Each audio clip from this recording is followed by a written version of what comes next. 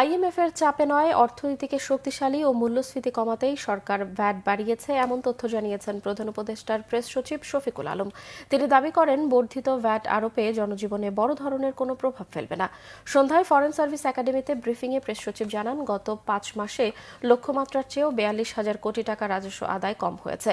Tax জিডিপির ratio নিম্নমুখী। এমন বাস্তবতায় বর্ধিত ভ্যাট আরোপ করতে বাধ্য হয়েছে সরকার। আদায় হওয়া অর্থ মানুষের উন্নয়নেই ব্যয় করা হবে বলে জানান প্রধান উপদেষ্টার প্রেস সচিব।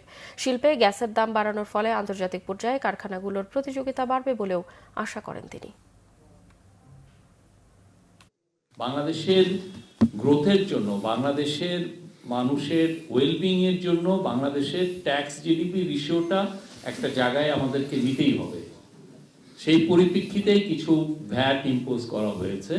এবং এই আরেকটা জিনিস হচ্ছে যে ভ্যাটের অনেক ভ্যারাইং রেট ছিল, কিছু কিছু ক্ষেত্রে 3%, কিছু কিছু ক্ষেত্রে আরো একটু বেশি। পুরোটাকে আমরাও চাচ্ছি যে একটা সিম্পলিফাই 15%-এ আনতে, যাতে এতে যেটা হয় যে এক ধরনের সিম্পলিফিকেশন হয়। সিম্পলিফিকেশন হলে যেটা লাভ হয় সেটা হচ্ছে যে এখানে লিকেজটা কমে আসে। আমরা আইএমএফ এর কথাটাই কেন নিব? তারাও তো বুঝছেন যে কি কাজটা করতে হবে। আমাদের ম্যাক্রো ইকোনমিক স্ট্যাবিলিটিটা খুবই দরকার।